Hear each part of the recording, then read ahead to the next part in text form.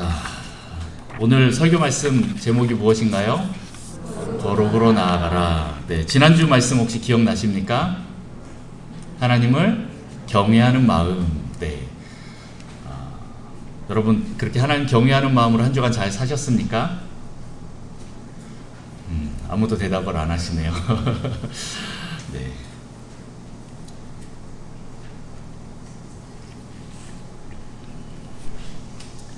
자, 우리 그리스도인들은요, 하나님을 경외하는 마음으로 살아갑니다. 아멘이십니까? 그 말은 무엇입니까? 하나님 경외하는 마음은요, 회심한 자들에게 있는 것입니다. 죄를 미워하는 그 마음, 그 마음으로 계속 살아가는 것, 그것이 바로 회심한 자들, 하나님을 경외하는 사람들의 마음, 그리고 구원받은 자들의 마음이라는 것입니다. 넌크리스찬들은 이런 마음이 없습니다. 여러분도 혹시 나가서 정말 넌크리스찬들하고 한번 대화를 해보시고 사귀어보시면 알 겁니다. 그들은 한마디로 죄와 싸울 마음이 전혀 없습니다. 도리어 죄를 더 사랑하면 사랑했지 그런 마음이 없습니다. 다시 말해서 하나님을 경외하는 마음으로 거룩으로 나아가고자 하는 마음이 없다라는 것입니다. 그러나 회심한 크리스찬들이라면 하나님의 것 그리고 하나님의 아닌 것, 이것들을 구별해서 즉 죄에 대한 마음이 불편하기 시작해야 한다라는 겁니다. 하다못해서 경외함으로 싸우기 시작하게 됩니다. 아직 이 마음이 안 올라오고 죄와 싸우고자 하는 마음이 없다면 내가 회심했는지 중생했는지 한번 돌아봐야 할 것입니다. 인간은 고통 가운데 들어갈 때 이러한 생각들을 굉장히 많이 합니다. 내가 뭘 잘못해서 이런 고통이 있지? 내가 도대체 어디서부터 무엇이 잘못되었지? 라고 하면서 자신을 돌아보고 뉘우칩니다. 여러분들 그런 생각 많이 안 합니까? 인간들은 실은 다 비슷한 것 같습니다. 고통이 있을 때 이 고통의 원인이 무엇인지 계속 그것을 찾기 시작합니다. 그러다가 점점 자신의 잘못을 찾아 들어갑니다. 돌아봅니다. 그런데 이것은 그때만의 잠깐 있는 것이고요. 고통이 걷어지면 다시 예전처럼 돌아갑니다. 출애굽할 때 그 애굽왕 바로처럼 그런 일들이 계속 일어난다는 것이죠. 그러나 고통이 있든 없든 하나님을 경외하는 그리스도인이라면 언제든 예전의 모습으로 돌아가지 않으려고 싸웁니다. 제가 지난주에 말씀드렸듯이 경찰자가 있든 없든 내가 교통법규를 잘 지키려고 하는 그 마음, 그것이 중요하다라는 겁니다. 그리스도인들이라면 하나님을 경외하는 마음으로 자신을 돌아보아서 혹 내 안에 하나님의 영역이 아닌 다른 것들이 들어와 있는지 살펴보게 됩니다. 즉 죄와 죄가 아닌 것을 구별하는 삶을 살게 된다라는 것이죠. 그렇게 자신의 삶이 정결하도록 돌아봅니다. 이렇게 그리스도인들이 자신을 돌아보며 하나님의 영역과 하나님의 영역이 아닌 것을 구별하는 삶을 뭐라고 합니까? 거룩이라고 합니다. 네, 다시 말해서 거룩은요, 하나님과 하나님이 아닌 것에 대한 구별, 분리다. 이것을 기억하시면 좋겠습니다. 하나님의 것이 아닌 것들은 바로 죄라는 것이죠. 하나님의 것이 아닌 것들을 우리는 죄라고 부릅니다. 여러분, 그동안 죄의 정의가 무엇이었습니까? 법에 저촉되는 것이 죄라고 생각했었죠. 네, 그것도 맞습니다. 반대로 그러면 법에 걸리지 않으면 그건 죄가 아닙니까? 네. 그런데 하나님 앞에서는 무엇일까요? 이스라엘 백성들이 노예로 있던 애굽에서 나와서 한 나라를 이루려고 하는데요. 그때 노예였던 사람들이 무엇이 죄고 무엇이 죄가 아닌지 잘 모르는 겁니다. 그냥 양심에 따라서, 자기 양심에 따라서 문제가 없으면 되는 그런 수준이었죠. 그래서 모세를 통하여서 하나님이 십계명을 주시고 또 365가지의 그런 율법들과 율례들을 주십니다. 정결법과 예식법들을 통하여서 한 나라의 기초를 세웁니다. 아무것도 모르는 사람들에게는 율법이 필요합니다. 율법은 잘못된 것이라기보다는 성숙한 어른이 될 때까지 필요한 몽학 선생 역할을 하는 것입니다. 그 후에는 어떻게 해야 됩니까? 자기 스스로 판단해서 가는 수준이 되어야 합니다. 즉 율법이 없어도 죄를 짓지 않는 상태까지 자라나는 것입니다. 그 전까지는 율법이 나를 성장시키는 도구가 되는 것입니다. 문제는 이 본질들을 깨닫지 못한다면 어른이 되어도 계속 율법에만 의지하여 다양하고 광대한 그런 하나님 나라를 경험하지 못하고 율법의 바운더리 안에서만 갇혀있게 된다라는 겁니다. 다양성과 확장성을 가지고 계속 성장해야 하는데 어린 상태로 고정되어 있는 것, 그것이 문제라는 것입니다. 자, 예를 들어서 여러분 담배를 피는 것이 옳습니까? 틀립니까? 담배를 펴야 됩니까? 안 펴야 됩니까? 성경에 담배의 얘기가 나옵니까? 안 나옵니다. 어디를 찾아봐도 담배 얘기가 안 나옵니다. 안 나오면 안 하는 게 맞습니까? 아니면 해도 됩니까? 네. 제가 질문이 많죠? 자, 우리는 그냥 교회 다니는 사람은 담배 피지 말아야지 하는 그냥 그 고정관념 때문에 우리는 하지 않게 됩니다. 근데 무엇에 근거해서 그렇게 하나요? 더 나아가서 술이나 담배나 노름이나 이런 부분들이 있습니다. 우리나라에 기독교가 초창기 들어올 때 선교사님들이 왔을 때 그 문제가 심각하여서 술과 담배와 노름이나 이런 문제들에 대해서 아주 엄격하게 금지했습니다. 그런데 알고 보면 서양에서는 다 하고 있어요. 자기네도 술 다 마시잖아요. 네, 담배도 다 피죠. 예전에 어떤 신학교에서 유명한 일화가 있습니다. 세계적으로 유명한 신학자가 한국에 강의를 왔습니다. 그 강당에 신학생들이 꽉 모여서 와, 저분이 무슨 말을 할까 다 전부 귀를 세워서 열심히 들었습니다. 그리고 한 타임이 끝나고 쉬는 시간이 왔는데 잠깐 쉬는 시간에 한 20분 쉽시다 했는데 그때 그 앞에 있는 그 유명한 신학자가 담배를 딱 꺼내 들고 불을 딱 키면서 담배를 물었다는 겁니다. 순간 그 강당에 정적이 일어났습니다. 깜짝 놀랐죠. 그래서 어떤 사람이 달려왔습니다. 달려와서 귀에다 대고 속닥속닥 얘기를 합니다. 목사님, 교수님, 실은 우리 한국에서는 담배가 금기시 되어 있습니다. 그랬더니 그분이 깜짝 놀라면서 I'm sorry 하면서 네, 그 담배를 껐습니다. 몰랐다고, 미안하다고, 당신들을 마음 불편하게 해서 죄송하다고 하고 갔습니다. 그때 신학생들이 다 충격을 받았죠. 와, 그 다음부터 그 말이 들려졌을까요? 그 강의가 들려졌을까요? 담배에 대한 그 규정 때문에 그분이 정말 수많은 신학적인 얘기들을 하는데 잘 들려지지가 않는 것입니다. 저는 근데 그것이 너무 충격이었습니다. 어떻게 담배를 필 수가 있지? 저 사람 거듭난 그리스도인 맞아? 라고 막 시작되었습니다. 자, 이런 질문들을 여러분들 머릿속에 한번 가지시고 여러분들은 어떻게 생각하십니까? 놓고 또 넘어갑니다. 여러분 주식, 코인 요즘 아주 광풍이 불었죠. 해도 됩니까? 순간 나 주식 갖고 있는데 하신 분들 네, 뜨끔하실 수도 있습니다. 네, 성경에 주식 얘기 나옵니까? 코인 얘기 나옵니까? 안 나옵니다. 해야 됩니까? 말아야 됩니까? 성경에는 안 나오는데 어떤 사람들은 야 이거 불로소득 아니냐 하고 막 또 정죄하시는 분들도 있을 수 있습니다. 그렇게 치면은 뭐 부동산 투기도 비슷하게 또 넘어가죠. 그렇게 되면 그리스도인이라면 해야 됩니까? 말아야 됩니까? 네, 지난주부터 제가 질문이 많죠. 네, 기준이 무엇입니까? 자, 또 다른 영역입니다. 주일에 돈을 쓰면 됩니까? 안 됩니까? 불을 켜야 됩니까? 말아야 됩니까? 네, 안식일에는 불을 켜지 말라라고 분명히 성경에 나와 있는데 그래서 유대인들은 어떻게 하나요? 여러분 잘 아시는요. 유대인의 그 아파트나 호텔에 가면 안식일이 되면 엘리베이터가 층층마다 다 씁니다. 안식일에만. 왜 그렇습니까? 버튼을 딱 누르는 것 자체가 불을 켜는 것이기 때문에 유대인들은 그걸 하지 않으려고 손을 대지 않습니다. 그러고 있으면 어떻게 됩니까? 층층마다 다 쓸 때 자기 층에만 딱 내리고 타면 됩니다.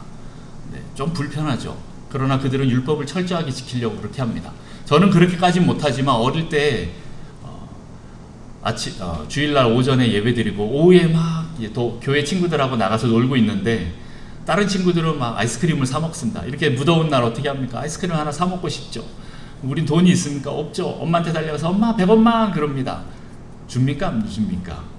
네, 저와 제 동생들만 아이스크림 못 먹습니다. 여러분들은 어땠습니까? 저희 아버지도 어릴 때 그러셨답니다. 교회까지 가려면 2원 50전 하는 그 얼마 안 되는 전차 값을 내고 전차를 타고 교회를 가는데, 평소에는 잘 다니다가 주일날만 되면 그 2원 50전이 아까운 게 아니라 돈을 안 쓰려고 걸어 다니셨다고 합니다. 네, 그렇게 저희 아버님 세대에는 그렇게 또 하셨습니다. 여러분 혹시 오늘 또 교회 차를 안 타고 걸어오신 분들 계십니까? 네. 또 하루는 제가 이제 이렇게 더운 날, 청소년 때였던 것으로 기억나는데, 중고등학교 때쯤에 제가 가락동에 있을 때 너무 더워서 오후 예배 다 끝나고 저희 가족이 한강 고수부지로 바람을 쐬러 나갔습니다. 근데 때마침 그때 할머니가 시골에서 올라오셔서 같이 가게 되는 겁니다. 한강 고수부지에 딱 앉았는데 할머님이 계속 얘기합니다. 안식일은 오락을 금치하지 말아야 되는데, 안식일은 사사로운 오락을 즐기면 안 되는데, 계속 그러시는 겁니다. 그래서 저희가 30분 안에 짐을 다시 싸고 다시 들어왔습니다. 한강 고수부지에 그렇게 평일에는 나갈 수 없는데 주말에 한번 그렇게 나갔다가 30분 만에 짐 싸들고 다시 돌아온 경우가 있습니다. 뭐가 맞고 뭐가 기준이 됩니까? 율법을 토시 하나 틀리지 않게 지켜야 하고, 율법에 안 나오는 것은 아예 시도조차 하지 마라? 그렇습니까? 우리는 죄에 대한 규정을 다시 생각해야 합니다.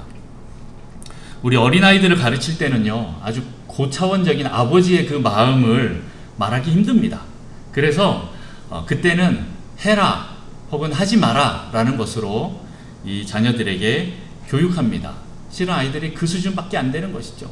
유치부 아이들, 유초등부 아이들한테는 해라 하지 마라로 접근할 수밖에 없습니다. 하지만 그 아이들이 점점 장성하여서 어른이 되면 아직도 해라 하지 마라 이런 걸로 할 수 있습니까? 여러분 자녀들이 다 큰 어른이 되고 시집장가 갔는데 전화 옵니다. 엄마 아빠 나 이거 해야 돼요 말아야 돼요? 엄마 아빠 엄마 나 파란 옷 입어야 돼요 빨간 옷 입어야 돼요? 아니 그건 네 부인한테 물어봐. 아니, 그것도 틀린 겁니다. 야 이제 네가 스스로 생각해봐. 그렇게 가야죠. 다 컸는데도 아직까지 빨간 옷 입어야 되는지 파란 옷 입어야 되는지 묻고 있다면 여러분들 어떤 마음이 드실까요? 우리 그리스도인들이 초신자일 때는 무엇을 해야 하나 하지 말아야 하나 라는 기준이 없기 때문에 가르쳐야 하는 것은 있습니다.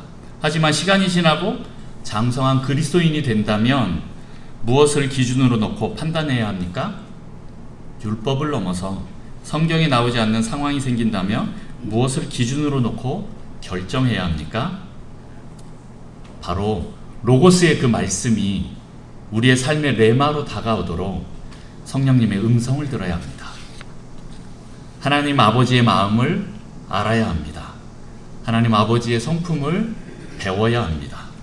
내 마음이 하나님의 마음과 합한 그리고 한 마음이 될 때 우리는 성경과 율법을 뛰어넘는 상황에서도 우리는 결정할 수 있습니다. 그래서 우리는 하나님의 성품을 배워야 합니다.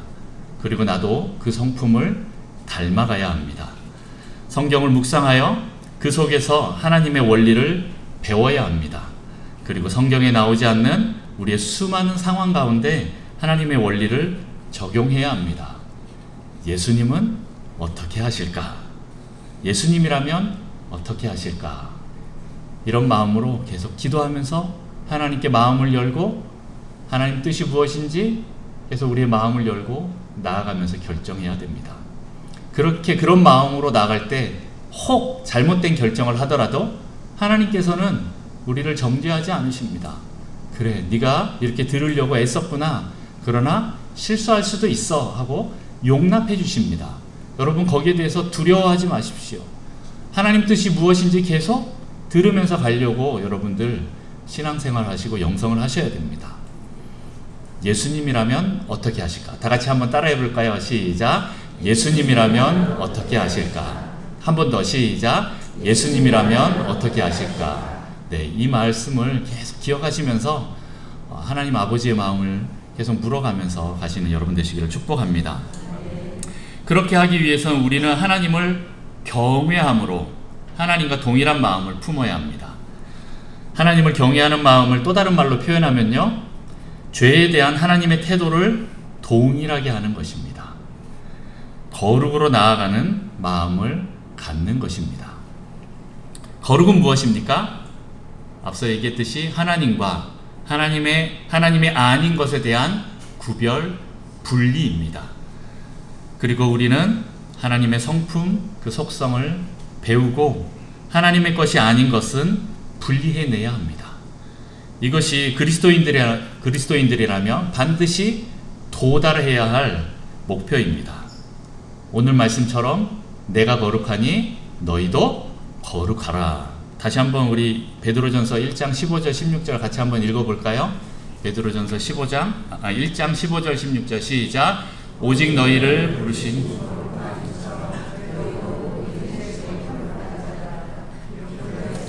내가 거룩하니 너희도 거룩할지어다.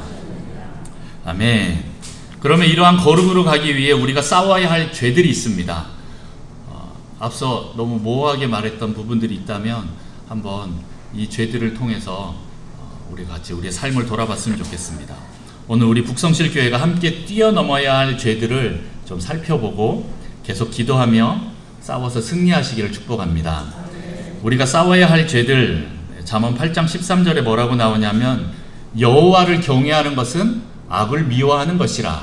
나는 교만과 거만과 악한 행실과 패역한 입을 미워하느니라 라고 말씀이 나와 있습니다. 교만, 거만, 악한 행실, 패역한 입, 오늘 다 다루지는 못하지만 몇 가지, 오늘 딱 3가지 그것만 좀 다루도록 하겠습니다. 첫 번째, 교만입니다. 베드로전서 5장 5절 말씀 우리 같이 한번 잠깐 읽어볼까요? 시작. 젊은 자들아 겸손으로 허리를 동이라. 하나님은 교만한 자를 대적하시되 겸손한 자들에게는 은혜를 주시니라. 아멘. 네. 교만이라는 단어를 성경사전에서 찾아봤습니다. 뭐라고 나오냐면 잘난 체하며 방자하게 뽐내는 것을 말한다. 그리고 능력을 과시하며 자기를 최고로 자랑하는 행위. 또한 성경에서의 교만은 하나님의 뜻을 행하지 않는 것을 말하며 교만은 하나님과 동등해지려고 했던 타락한 천사 사단으로부터 왔다. 교만은 우상 숭배의 죄와 같이 하나님의 심판을 가져온다. 교만은 하나님의 은혜와 도움을 부인하는 최고의 범죄 행위로 간주하고 있다라고 사전에 나와 있습니다. 네, 조금 어려우시죠? 네, 쉽게 말하면 교만은 자기가 하나님 되는 것입니다. 내가 하나님 되는 것입니다. 이것은 아담과 하와가 선악과를 따먹을 때 첫 번째 지었던 그 죄입니다. 하나님과 같이 되려고 하는 그 죄. 이것이 어디로부터 왔다고요? 사단으로부터 왔습니다. 그런데 인간이 낼름 그것을 받아먹고 그래 나도 하나님처럼 되고 싶다라는 그런 교만함이 들어왔습니다. 십계명의 첫 번째 계명이 무엇입니까? 너는 나 외에는 다른 신들을 두지 말라. 나 외에는 다른 신을 두지 말라라고 하는데 이 다른 신이 무엇입니까? 그 다른 신을 우리가 두는데 누구입니까? 바로 제일 큰 다른 신은 바로 나 자신입니다. 내가 하나님 되고자 하는 그것입니다. 내가 신이 되고자, 내가 하나님 되고자 하는 죄를 우리 인간들은 다 저지르고 있습니다. 내가 언제 그랬어요? 뭐 하시죠? 네, 조금 더 가보겠습니다. 두 번째 계명이 무엇입니까? 우상을 만들지 말라라고 나와 있습니다. 이 우상이 무엇입니까? 그 돌덩이, 그 나무 덩어리가 우리에게 복을 주는 존재입니까? 그거 믿는 사람 별로 없습니다. 네. 그런데 그 우상이라는 존재는 결국에는 무엇입니까? 그 우상에게 나의 욕심을 투영하는 것입니다. 비나이다, 비나이다. 나에게 복을 주십시오. 이렇게 비는 것입니다. 결국에는 얘가 능력이 있다라기보다는 어떠한 보이지 않는 신에게 내 욕심을, 내 욕구를, 내 탐욕을 계속 보이는 것입니다. 그것이 바로 우상입니다. 우상은 다른 존재가 아닙니다. 나 이런 복 받고 싶으니까 이런 거 줘. 나 이렇게 되고 싶어. 나 이런 거 하고 싶어. 라면서 계속 비는 거죠. 여러분들 고사 지내는 거 보셨습니까? 네, 고사 지내는 분들 많죠. 네, 특별히 교회 다니지 않는, 아니면 또 교회 다니지 않는 그런 사장이 있는 그런 회사들은 고사를 잘 지냅니다. 돼지머리 갖다 놓고 거기다가 어떻게 합니까? 빳빳한 10,000원짜리를 꽂아 놓습니다. 요즘에 50,000원짜리로 바뀌었죠. 네, 꽂아 놓습니다. 그리고 그 앞에 절을 합니다. 그건 무슨 뜻입니까? 그 돼지머리, 잘린 돼지머리가 무슨 힘이 있다고, 네, 그에게 절을 합니까? 네. 그 말은 무엇입니까? 야, 너 나에게 복 줘. 너 나에게 복 안 주면 확 편육해서 먹어버릴 거야. 이런 마음으로 협박하는 겁니다. 다시 말해서 나의 욕심, 나의 탐욕을 그 우상에게 투영하고 있는 것입니다. 그게 바로 우상 숭배입니다. 결국에는 두 번째 우상 숭배까지도 자기가 신이 되는 것입니다. 내가 원하는 대로 하고 싶은, 통제하고 싶은 그 욕구, 그게 바로 교만입니다. 내가 신이 되고자 하는 것입니다. 교만은 결국 이기심이고 자기중심성의 끝판왕입니다. 그리고 교만은 하나님의 영광을 가로챕니다. 그리고 끊임없이 다른 사람과 비교하고 우월감과 열등감 사이를 스윙합니다. 왔다 갔다 합니다. 우월감으로 끝없이 나타내는 것 같지만 왜 우월감을 나타냅니까? 표출합니까? 실은 자기가 열등하다라는 존재를 인정하고 싶지 않아서 계속 왔다 갔다 합니다. 했는데 할수록 더 내가 열등한 존재구나 라는 것이 드러나니까 더 우월하게 그렇게 나가려고 하는 것입니다. 그리고 다른 사람을 끊임없이 정죄합니다. 판단하고 비판하는 은사를 10분 발휘합니다. 그리고 쉽게 용서하지 않습니다. 교만한 사람은 마음이 감팍합니다. 배우기를 싫어합니다. 그리고 결국 자기를 정죄하고 자기를 학대합니다. 하나님이 정말 귀하게 여기고 있는 그 자기를 학대합니다. 무슨 권리로 자기를 학대하나요? 나의 주인은 내가 나다라는 것 때문에 내가 학대해도 괜찮다라고 생각하지만 하나님은 그렇게 생각하지 않습니다. 너의 주인은 난데 왜 내가 너를 이렇게 사랑하고 있는데 너는 너 자신을 사랑하지 않니? 라고 말하는 것, 그 얘기를 본다면 나도 교만하기 때문에 내가 나를 그렇게 함부로 대하고 있는 것입니다. 나의 주인은 내가 아닙니다. 우리는 이 교만을 회개해야 합니다. 우리의 참된 신은 누구입니까? 여호와 하나님 예수 그리스도입니다. 우리는 철저히 하나님께 엎드리고 겸손해야 합니다. 나보다 남을 낮게 여기는 겸손한 자가 되어서 이 교만의 죄에서 탈출해야 합니다. 그리고 다른 사람을 신뢰할 수 있어야 합니다. 교만한 자들은요, 다른 사람을 믿지 못합니다. 네. 다른 사람이 나보다 못한다고 생각하니까 그에게 신뢰하고 무엇을 위탁할 수가 없습니다. 그리고 자기의 약점을 다른 사람에게 말할 수 없습니다. 그러나 하나님께 진정 용서를 받은 것을 믿는 사람은요, 자신의 죄와 약점들을 다른 사람 앞에서도 인정할 수 있어야 합니다. 그리고 말을 함부로 하지 않습니다. 겸손한 사람은 소망을 선포합니다. 하나님께 순종합니다. 그리고 사람을 두려워하지 않습니다. 이런 대표적인 인물이 누구인가요? 네, 골리앗을 죽인 다윗입니다. 나중에 한번 이 다윗에 대해서 또 한번 살펴보는 시간이 있었으면 좋겠습니다. 자, 어쨌든 이 교만의 특징은요, 자신의 잘못을 인정하지 않습니다.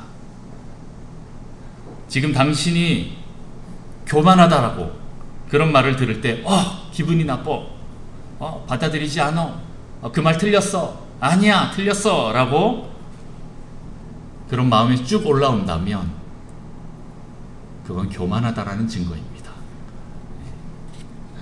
여러분, 이 교만을 회개하고 하나님께 순종하면서 나아가는, 그래서 구원받는 여러분 되시기를 축복합니다. 네, 두 번째입니다.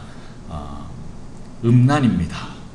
네, 음란은요, 조금 더 옆에다가 적어 놓으시면 좋겠습니다. 음란은 관계성입니다. 다시 말해서 사랑과 관계된 죄라고 얘기하면 더 좋습니다. 좀 더 이해하기 쉽습니다. 데살로니가전서 4장 3절 말씀 같이 읽어봅니다. 시작. 하나님의 뜻은 이것이니 너희의 거룩함이라 곧 음란을 버리고. 네. 이 음란을 사전적으로 보면 그냥 성적인 타락을 뜻하는 음탕하고 난잡한 비정상적인 성적 문란 행위를 일컫습니다. 그런데 오늘 제가 여러분에게 이 말씀을 드리는 것은 또 성경의 또 다른 부분들을 또 말씀드리고 싶습니다. 이런 지난주에 제가 잠깐 말씀드렸듯이 이 음란에 대한 부분들을 회개해야 됩니다. 그런데 좀 더 영적인 부분으로 넘어가고자 합니다. 자, 잘 들으십시오. 자, 육체적으로는 음란한 행위들을 말하고 있지만 성경에서는 또 다른 음란을 말하는데 그것은 바로 뭐냐? 하나님을 외면하고 다른 신을 쫓는 것을 음란이라고 표현되어 있습니다. 여러분 성경 읽어보셔서 잘 아시지요? 네. 이스라엘 백성들에게 뭐라고 합니까? 야, 너희들이 타락해서 다른 우상을 섬기고 있구나, 우상 숭배를 하고 있구나 라고 하는 것을 뭐라고 표현합니까? 음란하다고 표현합니다.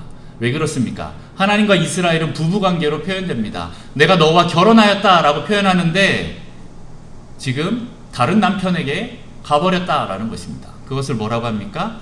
음란하다 라고 표현하는데 또한 영적으로도 동일한 것을 말합니다. 다른 신을 섬기는 것, 영적으로 하나님 한 분만을 섬기지 못하는 신앙을 음란하다 라고 얘기를 합니다. 우리가 우상 숭배를 하는 것을 또 다른 말로 음란하다 라고 표현합니다. 결국 아까 전에 얘기했던 그 우상 숭배가 무엇이죠? 자기를 사랑하는 거잖아요. 자기의 욕심을 투영하는 거잖아요. 결국 나를 사랑하는 것도 음란입니다. 그런데 특히 자기를 위한, 내가 더 사랑받기 위해 하는 사람들과의 관계성도, 이 관계도 음란한 죄에 해당된다라는 거죠. 좀 더 쉽게 말해서 내가 더 올라가기 위해서, 내가 사랑받기 위해서 내가 좋아하는 사람을 끌어당기고요, 내가 싫어하는 사람을 밀어내는 것도 음란입니다. 처음 하셨죠? 네. 하나님은 내 이웃을 내 몸과 같이 사랑하라 라고 말씀하시고 특별히 원수도 사랑할 수 있을 만큼 모든 사람을 사랑하라고 하시는데 우리는 나에게 이익이 되면 사랑하고 이익이 되지 않으면 밀어내는 죄를 범하고 있습니다. 밀어내는 음란, 끌어당기는 음란, 네, 이것이 다 음란한 죄다라는 것입니다. 네, 그리고 또 다른 음란이 있는데요, 하나님께로 가야 할 그 영광을 중간에 가로채는 것입니다. 이것은 실은 저에게 해당되는 얘기입니다. 주로 목회자나 사역자들에게 많이 있는, 제일 많이 빠지기 쉬운 죄입니다. 저의 목표는 무엇일까요? 여러분을 하나님께로 이끄는 것입니다. 그리고 여러분들이 하나님과 깊은 관계로 나아가서 하나님과 그 관계성을 통하여서 더 가까이 지내기를 원하는 것인데, 그렇게 하기 위해서는 여러분들을 설득하고 막 재미있는 말로 여러 행동들로 또 다른 프로그램들로 여러분의 관심을 끌고 와서 주님께로 막 인도합니다. 그런데 문제는 무엇입니까? 하나님은 보이지 않는다라는 거죠. 하나님 보이지 않으면 어떻게 되죠? 보이는 목사님께로 그 포커스가 맞춰집니다. 지금도 우리 교회 구조가 원형 구조가 아니고 일방적인 이런 강당식 구조잖아요. 여기 있는 사람들만 말을 하고 여러분들은 다 저를 보는 구조입니다. 실은 여러분들은 누구를 봐야 됩니까? 제 뒤에 계신, 네, 보이십니까? 예수님을 봐야 됩니다. 네. 여러분들은 제 설교를 듣고 누구를 봐야 된다고요? 예수님께로 가야 됩니다. 예수님 바라고 예수님께로 가야 되는데 예수님이 안 보이니까 목사님 설교 오늘 너무 은혜 받았어요 하고 막 칭찬해 줍니다. 인정해 줍니다. 그러면 어떻게 됩니까? 저도 인간인지라 목사님도 그 사랑 표현을 받으면, 네, 인정하는 그 표현을 받고 칭찬을 받으면 자기도 모르게 그 영광을 자기에게로 가로채웁니다. 이것도 음란입니다. 네. 이것도 또한 교만입니다. 이때 여러분들이 할 일은 무엇입니까? 네, 여러분의 시선을 주님께로 고정하고 인간을 보지 않고 하나님께로 계속 해서 나가면서 동시에 목사님 저한테 와서 멱살 잡아야 됩니다. 목사님 정신 차리십시오. 이렇게 말할 수 있어야 됩니다. 네. 먼저 하나님 앞에 나가셔서 기도하시고 그 다음 제 멱살 잡으십시오. 네, 목사님들이 제일 많이 빠지는 그런 죄악들입니다. 여러분, 음란한 행위야 죄를 회개하십시오. 여러분의 음란한 행위들이 하나님 나라의 공동체를 파괴하고 있습니다. 사람을 구별해서 사귀지 마시고 모두 다 사랑하십시오. 객관적으로 바라보십시오. 물론 사랑하기 힘든 지체가 있다는 것도 압니다. 하지만 노력하십시오. 그리고 인간관계를 주님께 맡기십시오. 이런 관계성에서 음란으로 가지 않고 하나님의 사랑이 더 흘러갈 수 있도록, 내가 사랑받는 것이 아닌 하나님의 사랑이 우리에게 흘러와서 우리 모두 하나님이 우리를 사랑하는 그것을 날마다 경험하면서 가는 여러분 되시기를 축복합니다. 여러분을 통해서 수많은 영혼들이 태어나고 성장하게 되어서 하나님을 맛보게 될 것입니다. 여러분, 그렇게 밑에 사람들, 특별히 이제 목자님들은 우리 목원들을 그렇게 사랑하고 키워내서 계속 주님께로 인도해내는 그런 일들을 하셨으면 좋겠습니다. 자, 세 번째입니다. 세 번째, 우리가 싸워야 할 죄는 불신입니다. 불신의 또 다른 말들이 있습니다. 무엇입니까? 바로 율법주의, 그리고 또 더 나아가서 형식주의, 권위주의. 이 모든 것은 다 종교 우선주의라고 말할 수 있습니다. 이런 불신은요, 하나님을 믿지 못하는 것입니다. 믿지 못하는 여러 이유가 있는데 대표적인 것은 바로 상처 때문에 그렇습니다. 그리고 상처로 인해서 사람들뿐만 아니라 하나님도 믿지 못하게 됩니다. 상처가 많은 사람들은 하나님을 잘 못 믿습니다. 그리고 모든 사람은 솔직하게 말해서 하나님을 쉽게 믿을 만큼 그렇게 믿음이 많지 않습니다.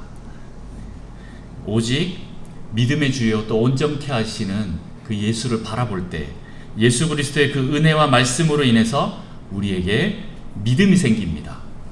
그리고 믿음은 점점 성장합니다. 우연이라고 말하기 미안해질 때 그때 믿음이 자라나기 시작합니다. 무슨 말입니까? 우리가 기도했는데 기도가 응답이 되었어요. 그러면 제일 먼저 어떤 생각이 듭니까? 하나님이 하셨네 라는 말이 듭니까? 아니면 이거 우연 아니야? 하나님이 정말 하신 거 맞아? 라는 그런 생각이 들 때가 있습니다. 네, 괜찮습니다. 그런 마음 가질 수 있습니다. 왜 그렇습니까? 그게 내 수준이니까. 저의 수준이니까. 제가 아직 그냥 상처 많은 그런 아직 불신이 강한 그런 사람이라는 걸 그냥 인정하는 것입니다. 그리고 또다시 기도합니다. 기도했는데 그 다음에 또 그 기도가 응답이 되었습니다. 두 번째네. 진짜 하나님이 하셨나? 라는 생각이 들 때가 있을 것입니다. 그리고 세 번째, 네 번째로 가게 되면 어떻게 됩니까? 이제는 우연이라고 말하기 너무 미안하다 라고 될 때가 있습니다. 그때가 우리의 믿음이 성장할 때입니다. 우연이라고 말하기에 미안해질 그때까지 여러분 계속 기도하십시오. 그리고 하나님의 응답을 맛보십시오. 그러면 여러분의 믿음이 성장하게 될 것입니다. 그것이 반복되면 이제는 흔들리지 않는 믿음이 우리 안에 들어오게 됩니다. 그런 믿음이 우리를 자라나게 하시고 또 하나님의 역사가 계속 더 커지게 만듭니다. 실은 우리는 밑 빠진 독과 같습니다. 예레미야 말씀처럼 밑이 터진 웅덩이와 같습니다. 아무리 물을 담으려고 해도 담아지지 않는 그런 존재들입니다. 그런데 우리가 그것을 채우는 방법이 있습니다. 무엇입니까? 하나님의 은혜의 강물에 풍덩 빠지는 것입니다. 그러면 우리의 믿음이 점점 더 커집니다. 문제는 은혜가 메마르기 시작하면 믿음이 줄기 시작합니다. 내가 오늘 믿음이 줄었네 라고 생각하면 무엇입니까? 은혜가 메말랐기 때문에 그렇습니다. 불신이 올라오면 그 은혜의 보좌 앞에서 우리가 멀어져 있음을 깨달아야 합니다. 그리고 이 불신의 증거가 바로 율법주의입니다. 율법주의는 무엇입니까?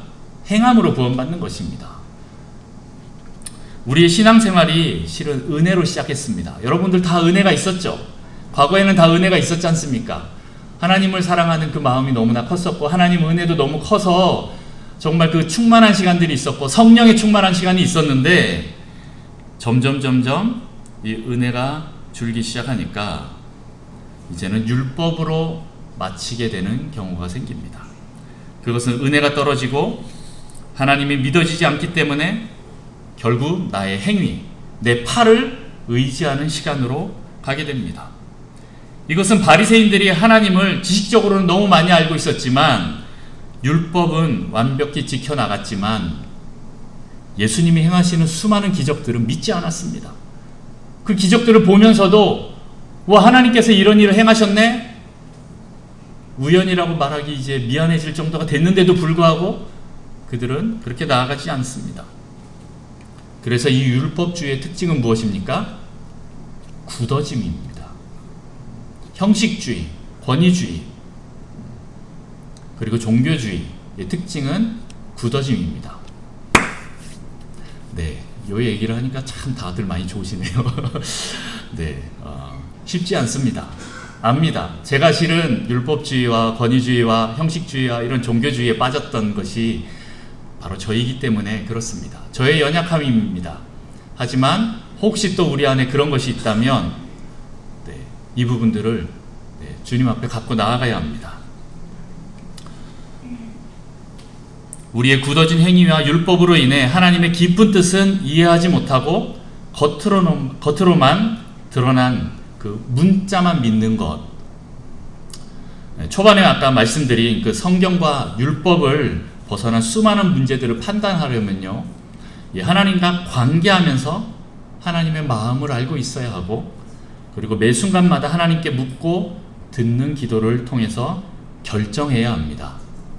그런데 오래된 습관으로 인해서 굳어지기 시작하면 매 상황마다 다르게 말씀하시는 하나님의 음성을 듣지 못합니다. 사무엘서에 보면 다윗이 전쟁을 나갈 때 어떻게 합니까?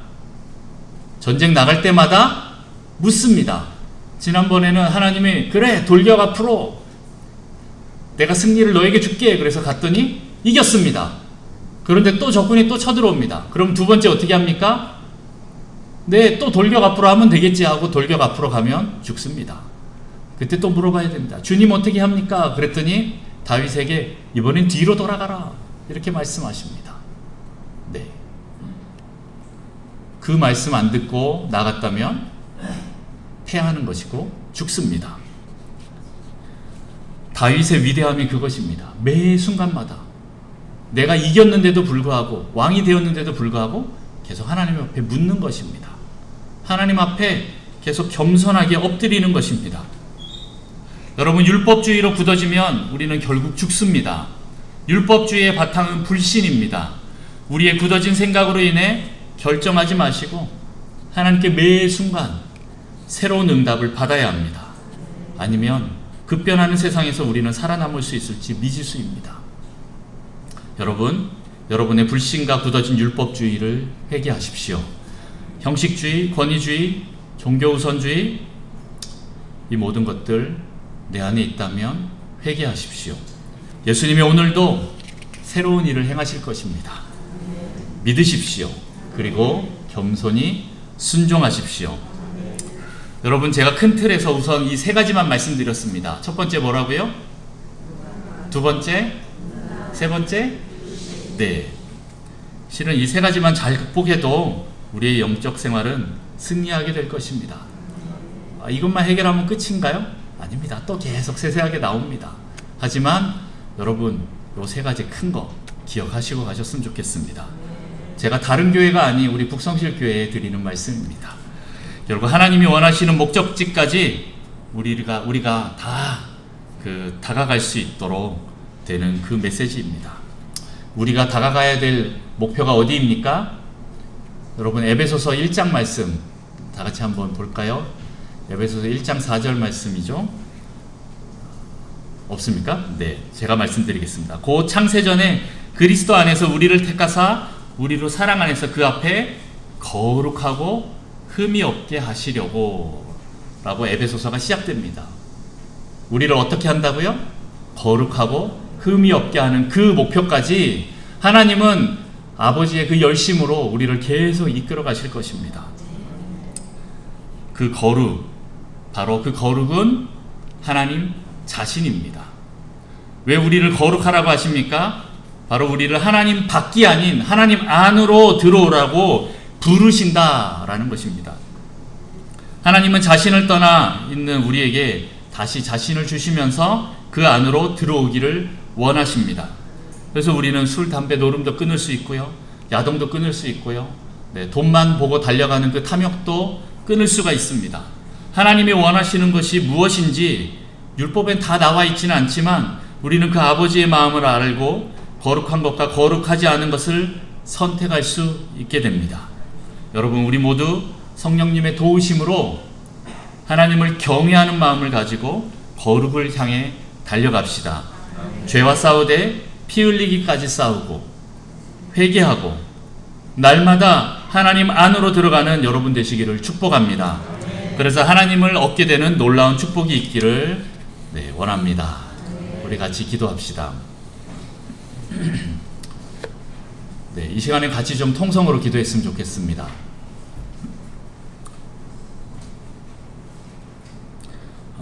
성령님의 그 도우심을 구합시다. 성령님의 도우심은 무엇입니까? 성령님이 오시면 성령님의 불과 또 예수 그리스도의 그 보혈이 여러분들에게 임할 때 그 죄악들이 분리가 됩니다. 성령의 불이 하는 역할이 무엇입니까? 거룩한 것과 거룩하지 않는 것을 분리해서 하나님의 것이 아닌 것을 다 태우는 것이 바로 성령의 불입니다. 우리를 정금과 같이 나오게 하는 것이 하나님의 불입니다. 여러분, 무엇을 구하시겠습니까? 돈을 구하시겠습니까? 명예를 구하시겠습니까? 쾌락을 구하시겠습니까? 아니면 성령님을 구하시겠습니까? 이 시간 우리가 성령님을 구할 때, 성령님께서 여러분에게 임재하실 때 여러분에게 불로 임하시고 거룩한 보혈로 임하시고 또 우리를 깨끗게 하시는 그 생수의 강으로 또 임하시고 또 기름 부으심으로 임하십니다. 또 거룩한 바람으로 임하셔서 우리의 모든 것들을 날려버리십니다. 오직 하나님의 것만 우리 안에 남겨놓으십니다. 그것이 바로 성령님이 하시는 일인데 우리가 성령님의 도움이 없이는 결코 이 거룩으로 나아갈 수가 없습니다. 이 시간 같이 기도합시다. 하나님, 우리가 주님을 간절히 구합니다. 하나님 오셔서 우리를 정결케 하여 주옵소서. 하나님이 원하시는 그 거룩한 수준까지 갈 수 있도록 하나님, 우리를 주님 도와주십시오. 내 안에 하나님을 경외하는 마음을 주셔서 이 거룩과 거룩하지 않은 것들을 싸우며 나아갈 수 있는 눈들을 열어주시고 주님 힘들을 더하여 주옵소서. 그래서 날마다 하나님 안으로 들어가기를 원합니다. 하나님 안으로 들어갈 때 하나님으로 충만한 우리가 되기를 원합니다. 하나님, 우리 안에 있는 이 교만과 음란과 불신들을 주님 회개하오니 하나님 다 용서하여 주시고 하나님 제거하여 주시고 우리를 정결케 하여 주옵소서. 하나님 원하시는 그 거룩의 수준으로 주님 우리를 인도하여 주옵소서. 이 시간 같이 주님 부르며 기도하겠습니다. 주여, 아버지, 이 시간 주님을 간절히 구합니다. 하나님, 우리 안에 있는 거룩하지 않는 모든 것들을 이 시간 주님 앞에 올려드립니다. 하나님, 내가 교만했음을 고백합니다. 하나님, 내가 우상 숭배했음을 고백합니다. 결국엔 내가 하나님 되고자, 내가 모든 것을 통제하고자, 내가 모든 것을 내 마음대로 하고자 하나님 그 모든 것을 주님 내 마음대로 했음을 고백합니다. 하나님도 조종했습니다. 하나님 앞에 기도하는 것도 내가 원하는 것만 기도했습니다. 하나님 용서하여 주옵소서. 하나님, 내가 교만한 존재임을 고백합니다. 하나님, 주님, 내가 음란한 존재입니다. 하나님, 내가 원하는 사랑을 받기 위해서 내 사람들을 조종했습니다. 하나님, 내가 좋아하는 사람 끌어당기고 내가 싫어하는 사람 밀어냈습니다. 하나님, 나는 음란한 존재입니다. 하나님도 내가 그렇게 했습니다. 내게 이익이 되면 하나님도 끌어당기고 내게 이익이 되지 않으면 하나님도 밀어냈습니다. 하나님, 내가 죄인입니다. 하나님의 영광을 내가 중간에 가로챘습니다. 아버지, 나는 음란한 죄인입니다. 하나님, 또한 나는 불신했습니다. 하나님을 믿지 못하여서 하나님 율법주의와 이 형식주의, 하나님 종교주의로, 이 권위주의로 내가 굳어져 낮아졌음을 고백합니다. 하나님 용서해 주시고 하나님 내 마음을 하나님께서 원하시는 부들부들한 온유한 마음으로 하나님 옥토로 만들어 주시옵소서. 그래서 주님 말씀하실 때 내가 아멘하고 대답할 수 있는 하나님의 말씀이 내 안에 들어와 싹이나 주님 열매가 맺어지는 그런 놀라운 심령으로 주님 우리를 바꿔주시옵소서. 더 거룩하고 흠이 없는 존재로 주님 우리를 만들어 주옵소서. 하나님 무엇보다 이 시간 성령의 주님 임재를 구합니다. 주님 오셔서 각 사람을 안수하시고 주님 불로 임하여 주옵소서. 주님 성령의 불로 주님 임하셔서 하나님 우리 안에 있는 하나님의 것과 하나님의 것이 아닌 것을 주님 분리해내게 하시고 주님 하나님만을 주님 바라볼 수 있도록 주님 축복하여 주옵소서. 주님 성령으로 더 충만케 하여 주옵소서. 하나님 예수 그리스도의 보혈로 덮어주셔서 하나님 우리 안에 죄악들이 드러나게 하시고 주님 그것들이 회개되어서 하나님 십자가에서 다 해결될 수 있도록 주님 축복하여 주옵소서. 주님 도와주옵소서. 주님 도와주옵소서. 주님 성령이 아니면 주님 우리는 살 수 없습니다. 주님 은혜를 베풀어 주시옵소서.